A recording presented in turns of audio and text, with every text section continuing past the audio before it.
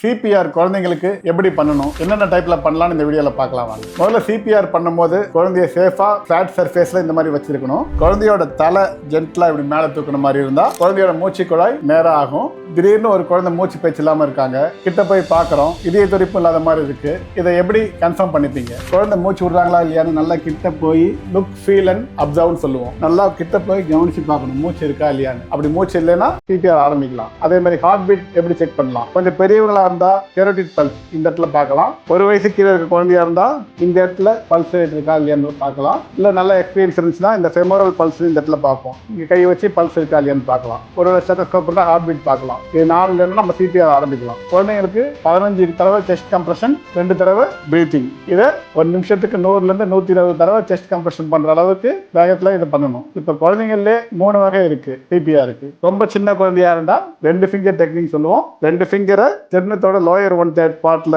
அதாவது 2 நிப்பிலுக்கும் ஒரு லைன் போட்டு அதுக்கு கீழே இருக்க இடத்துல கையை வச்சு ஸ்ட்ரைட்டா வச்சு இப்படி செஸ்ட் கம்ப்ரெஷன் பண்ணலாம். செஸ்ட் கம்ப்ரெஷன் பண்ணிட்டு அந்த 2 பிரீத் பண்ணும்போது ஈஸி கிளாப்னு சொல்லுவோம். இந்த மாதிரி பிடிச்சிட்டு 2 பிரீத் பண்ணலாம். 2 தடவை தான் பண்ணணும். அப்படி பண்ணும்போது செஸ்ட் ரைஸ் ஆகுதான்னு செக் பண்ணிக்கணும். இதை பண்ணிட்டு மறுபடியும் 15 டைம்ஸ்.